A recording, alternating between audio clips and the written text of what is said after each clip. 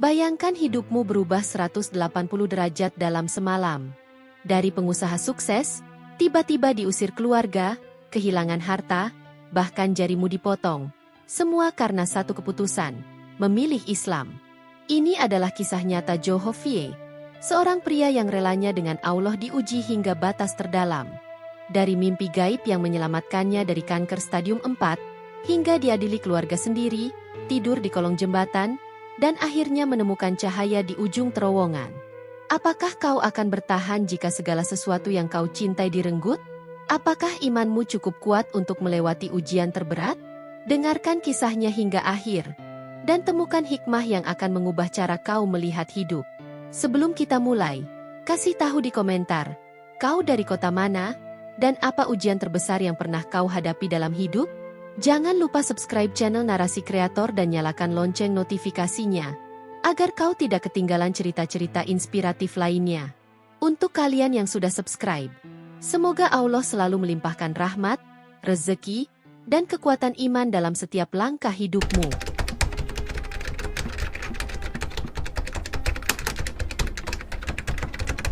Suara mesin rumah sakit berdenging pelan, seperti detak jam yang menghitung waktu terakhir. Ruangan ini dingin, hampir tanpa harapan. Di atas ranjang, seorang pria bernama Joe Hovie terbaring lemah. Tubuhnya diserang penyakit mematikan, kanker otak stadium 4. Dokter sudah mengangkat tangan. Hanya hitungan bulan, kata mereka. Tapi malam itu, sesuatu terjadi. Di antara kesakitan dan kabut obat-obatan, Joe melihat cahaya putih yang menyilaukan. Suara lembut, namun penuh wibawa, berbicara kepadanya.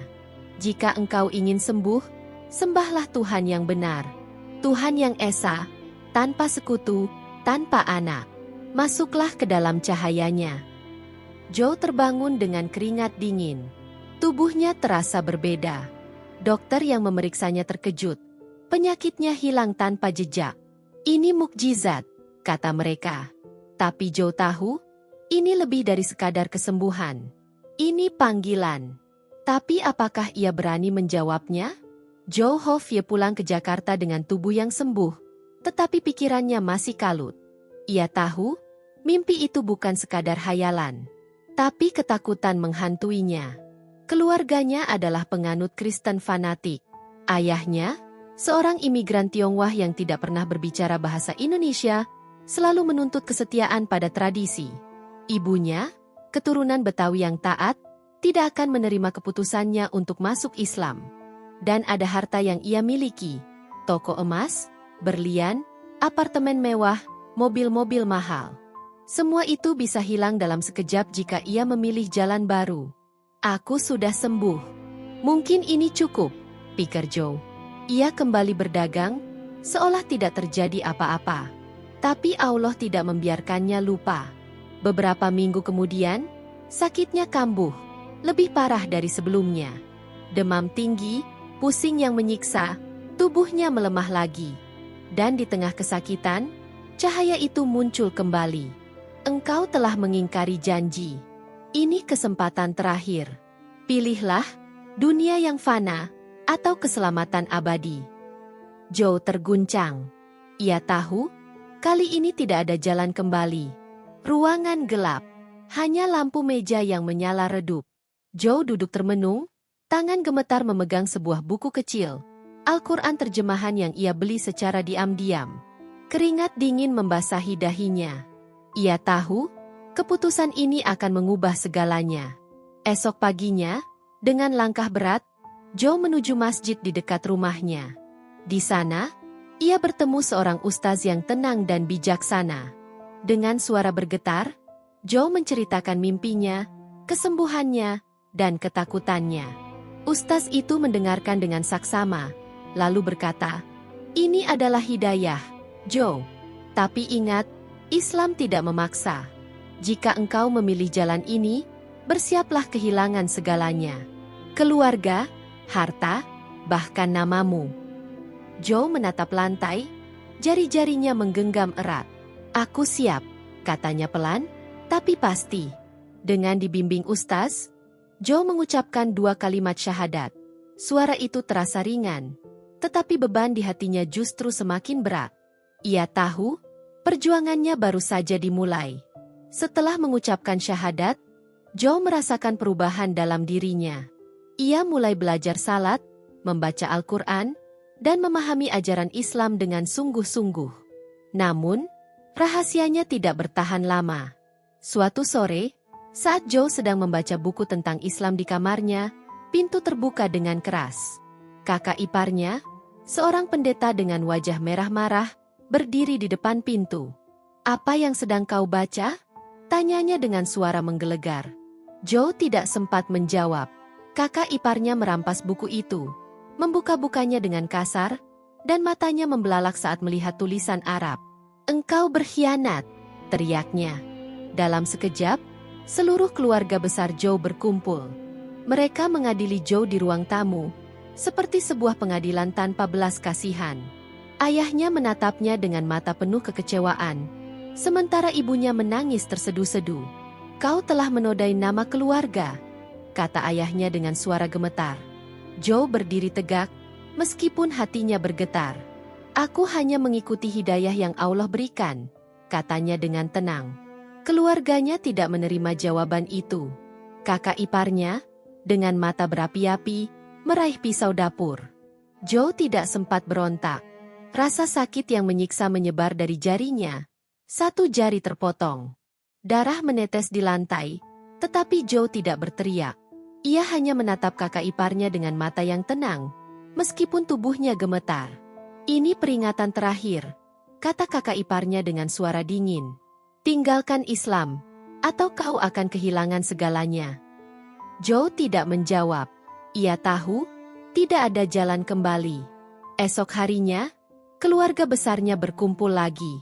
Kali ini, mereka membawa sebuah kotak kayu. Di dalamnya, ijazah S2-nya dibakar di depannya.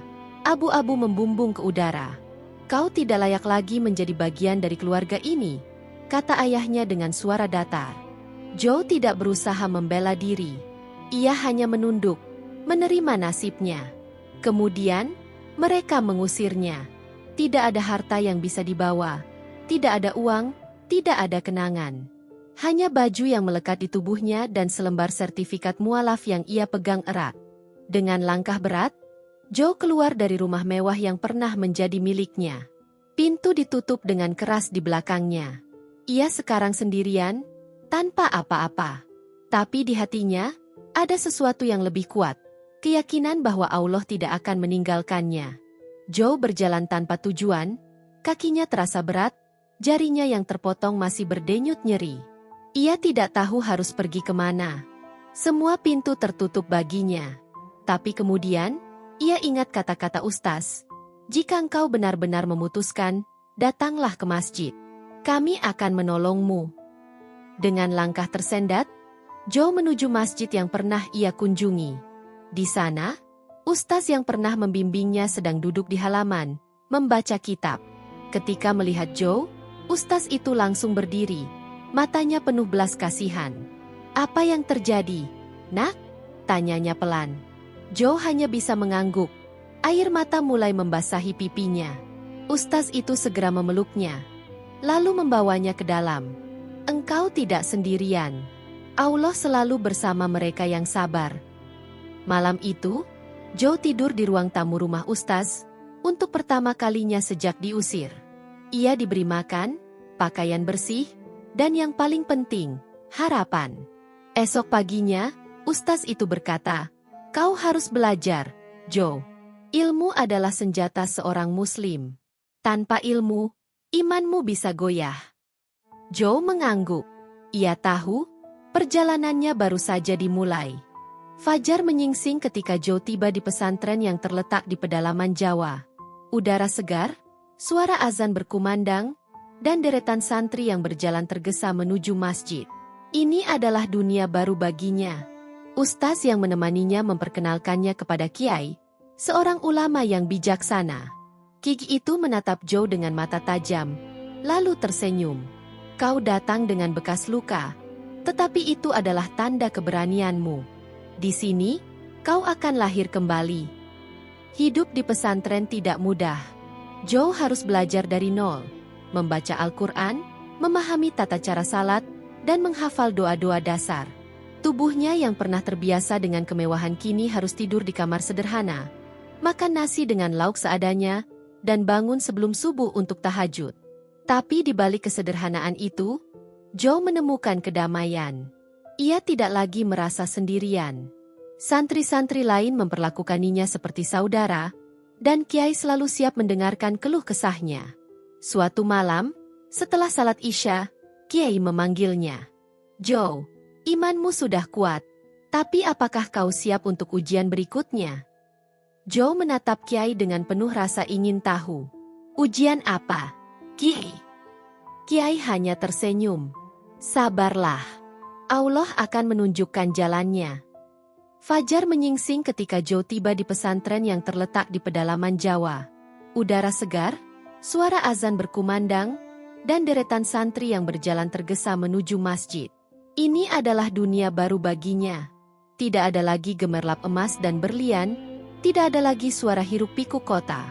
Hanya kedamaian, disiplin, dan panggilan untuk belajar. Ustaz yang menemaninya memperkenalkannya kepada Kiai, seorang ulama yang bijaksana dengan jenggot putih dan mata yang tajam namun penuh kasih. Kiai itu menatap Joe dengan seksama, lalu berkata, "Kau datang dengan bekas luka, tetapi itu adalah tanda keberanianmu. Di sini, kau akan belajar bukan hanya tentang agama, tetapi tentang kehidupan yang sejati." Hidup di pesantren tidak mudah. Joe harus belajar dari nol, membaca Al-Quran dengan tartil, memahami tata cara salat yang benar, menghafal doa-doa dasar, dan mempelajari akhlak Rasul. Tubuhnya yang pernah terbiasa dengan kemewahan kini harus tidur di kamar sederhana dengan kasur tipis, makan nasi dengan lauk seadanya, dan bangun sebelum subuh untuk tahajud. Tapi di balik kesederhanaan itu, Joe menemukan sesuatu yang lebih berharga, kedamaian hati. Santri-santri lain memperlakukan Joe seperti saudara. Mereka tidak peduli dengan luka di jarinya atau masa lalunya. Yang mereka lihat adalah keinginannya untuk berubah. Joe sering duduk di bawah pohon besar di halaman pesantren, membaca Al-Quran sambil merenungkan setiap ayat. Kadang-kadang, ia menangis, terharu oleh rahmat Allah yang masih memberinya kesempatan. Suatu malam, setelah salat Isya, Kiai memanggilnya. "Joe, imanmu sudah mulai kuat, tapi kau harus tahu, perjalananmu baru saja dimulai. Allah akan mengujimu lagi, tetapi jika kau tetap sabar, kau akan menemukan kebahagiaan yang sejati." Joe menunduk, hatinya penuh dengan tekad. "Saya siap, Kiai. Saya tidak akan menyerah." 6 tahun berlalu. Joe kini sudah mahir membaca Al-Quran, mengajar santri baru, dan bahkan membantu mengelola pesantren. Hidupnya tenang, meski masih terasa kosong di satu sisi, keluarga. Ia sering merindukan orang tuanya, meskipun mereka telah mengusirnya. Tapi Joe tahu, Allah telah memberikan keluarga baru baginya, para santri, ustaz, dan kiai. Suatu hari, saat Joe sedang mengajar di kelas, seorang santri wanita datang menemuinya. "Ustaz Joe, Kiai memanggil Anda." Joe bergegas menuju ruang Kiai. Di sana, Kiai duduk dengan tenang, dan di sampingnya berdiri seorang wanita dengan jilbab sederhana. Ketika wanita itu menoleh, Joe terkejut. Di hadapannya berdiri Lina, mantan karyawannya di toko emas dulu. Wajahnya masih sama, tetapi matanya kini tenang, penuh ketentraman. "Pak Joe, atau sekarang harus saya panggil Ustadz Joe?" ucapnya dengan senyum lembut. Joe tertegun. "Lina, kau? Kenapa kau di sini?" Lina menunduk sejenak. "Saya juga masuk Islam, Pak. Dulu saya dipecat karena dituduh menghasut Pak Joe untuk masuk Islam. Tapi justru itu yang membuat saya mencari kebenaran. Dan sekarang, saya mondok di sini." Joe merasakan sesuatu menggetar di dadanya. Ia tidak menyangka akan bertemu Lina lagi, apalagi di tempat seperti ini. Allah benar-benar memiliki rencana yang indah, gumam Joe. Kiai tersenyum melihat mereka. "Mungkin ini adalah pertanda, Joe. Allah mengirimkan Lina kepadamu untuk sebuah hikmah." Joe dan Lina saling menatap, Hati mereka bergetar dengan perasaan yang sulit dijelaskan.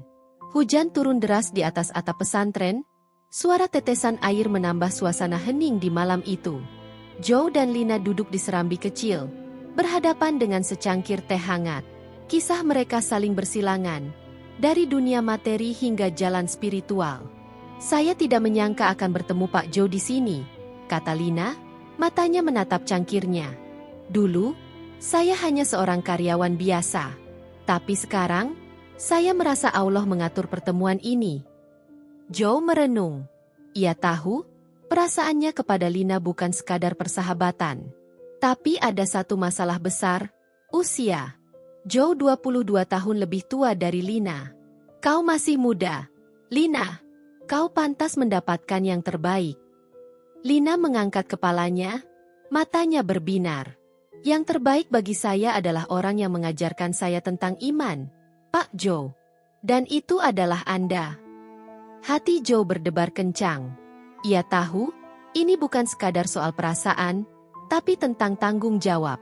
Jika ia melangkah, ia harus siap menghadapi segala konsekuensi, termasuk penolakan dari keluarga Lina.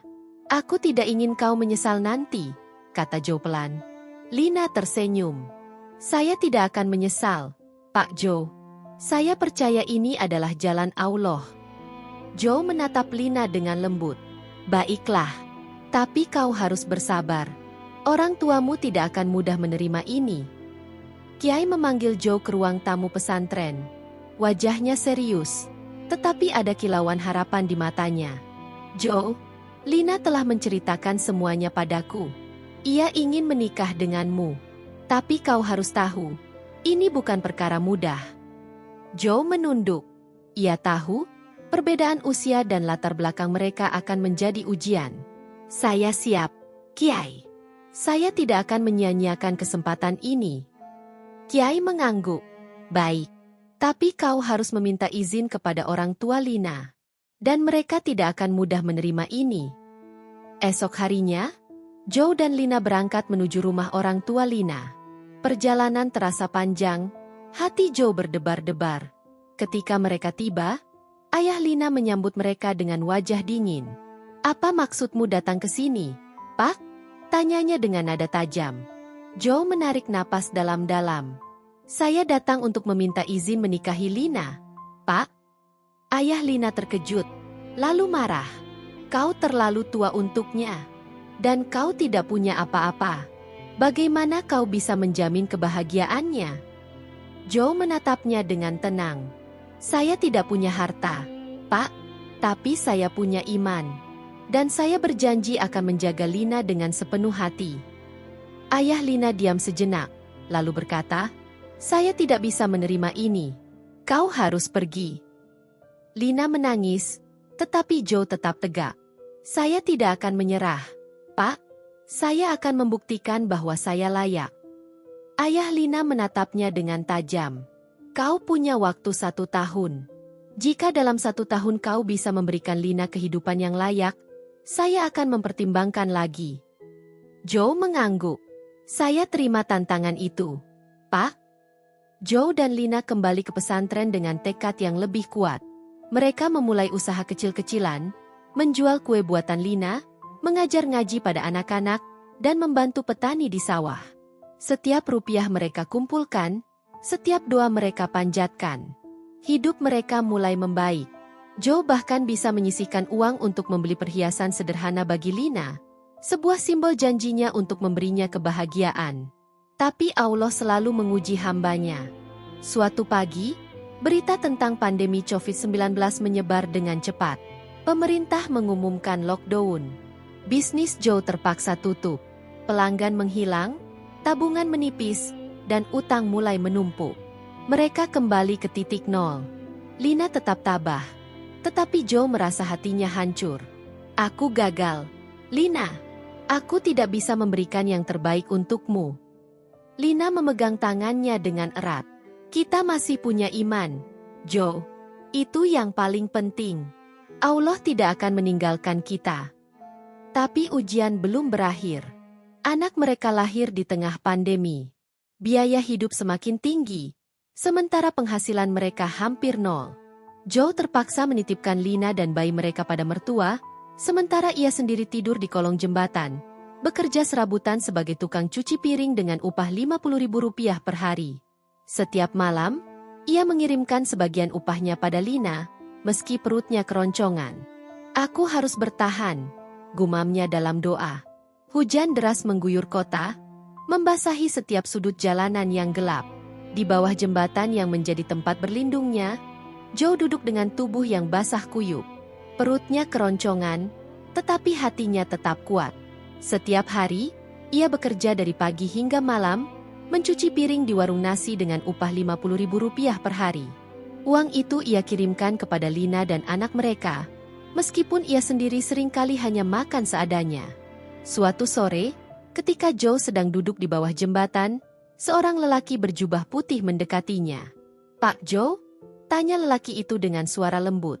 Joe menatapnya dengan heran, air hujan masih menetes dari rambutnya. "Ya, saya Joe. Kenapa?" "Saya dari MHC, yayasan yang membantu mualaf. Kami mendengar cerita Anda. Kami ingin membantu," kata lelaki itu sambil membuka payung dan menawarkannya pada Joe. Joe terkejut. Ia tidak menyangka ada orang yang peduli dengan nasibnya. "Membantu? Bagaimana?" tanyanya dengan suara yang sedikit bergetar. Lelaki itu tersenyum. "Kami punya program untuk mualaf seperti Anda. Tempat tinggal, pekerjaan, dan pendidikan. Apakah Anda bersedia?" Air mata Joe tidak bisa dibendung lagi. Ini adalah jawaban dari doa-doa panjangnya. "Saya bersedia. Terima kasih banyak," ucapnya dengan suara yang tersendat-sendat. Esok harinya, Joe dijemput oleh tim MHC. Mereka membawanya ke sebuah rumah singgah yang bersih dan nyaman, memberikan pakaian baru, makanan hangat, dan yang paling penting, harapan baru. Joe langsung menghubungi Lina melalui telepon umum. "Aku punya kabar baik. Lina, kita akan bersatu lagi. Allah tidak meninggalkan kita," katanya dengan suara penuh haru. Lina di ujung telepon menangis bahagia. "Alhamdulillah, Joe. Kita finally bisa hidup bersama lagi." Mobil MHC berhenti di depan rumah mertua Lina. Joe turun dengan hati yang berdebar kencang, membawa oleh-oleh sederhana, sekeranjang buah-buahan segar dan mainan kecil untuk anak mereka. Ia mengetuk pintu dengan tangan yang masih gemetar karena emosi yang bergejolak. Pintu terbuka, dan Lina berdiri di sana, matanya berkaca-kaca. "Joe," ucapnya pelan. Joe tidak bisa berkata apa-apa. Ia langsung memeluk Lina dan anak mereka dengan erat. Air mata bercampur dengan air hujan yang masih membasahi bajunya. "Maafkan aku, Lina. Aku janji, ini adalah awal yang baru untuk kita," katanya dengan suara yang penuh penyesalan dan harapan. Mertua Lina muncul di belakang mereka, wajahnya yang dulu penuh kemarahan kini lebih lunak. "Kau benar-benar berubah, Joe. Aku melihatnya sekarang," katanya dengan suara yang lebih lembut. Joe menunduk, merasa lega dan bersyukur. "Terima kasih, Pak. Saya tidak akan mengecewakan lagi." Mertua Lina mengangguk. "Kau telah membuktikan diri, Joe. Kini, kau layak untuk menjaga Lina dan cucuku." Angin malam berhembus lembut, membawa aroma tanah basah setelah hujan sore tadi. Di kejauhan, terdengar suara jangkrik bersahut-sahutan, seolah ikut menjadi saksi ketenangan malam itu. Joe menatap wajah Lina yang diterangi cahaya lampu teras yang temaram, damai, teduh, dan penuh ketulusan. "Dulu, aku hanya ingin hidup yang sederhana," kata Joe lirih. "Tapi ternyata, sederhana bukan berarti tanpa perjuangan. Sederhana itu ketika kita mampu bersyukur meski dunia tak selalu berpihak." Lina tersenyum lembut. "Dan aku bersyukur, perjalanan kita tak berhenti di tengah jalan. Semua luka, semua tangis, kini berubah jadi kekuatan." Ia menatap Joe dalam-dalam. "Mungkin ini yang dimaksud rezeki sejati. Ya, Joe, hati yang tenang dan keluarga yang saling mendekatkan diri pada Allah." Joe mengangguk. "Benar, Lina. Rezeki bukan hanya tentang apa yang kita genggam, tapi juga tentang siapa yang kita punya di sisi kita." Beberapa saat mereka terdiam, menikmati keheningan malam. Dari dalam rumah, terdengar suara lembut anak mereka mengigau, menyebut nama ayah dan ibunya. Joe tersenyum haru. Ia berdiri, melangkah pelan masuk ke kamar, menyelimuti sang buah hati dengan penuh kasih. Lina mengikuti dari belakang, lalu berdiri di ambang pintu, menatap pemandangan kecil yang membuat hatinya hangat. "Lihat, Joe," bisiknya. "Allah benar-benar menjaga kita lewat cara yang paling indah." Joe menatap anaknya, lalu menatap Lina. "Selama kita menjaga iman, Allah tak akan pernah meninggalkan kita." Malam itu, mereka kembali berdua di sajadah, bersimpuh dalam doa panjang. Air mata syukur mengalir pelan di pipi mereka. Air mata yang bukan lagi karena kesedihan, melainkan karena keharuan yang mendalam.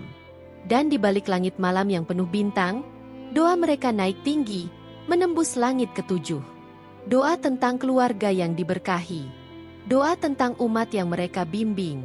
Doa tentang kekuatan untuk terus berjalan di jalan kebaikan. Karena mereka tahu, perjalanan iman tak pernah benar-benar berakhir.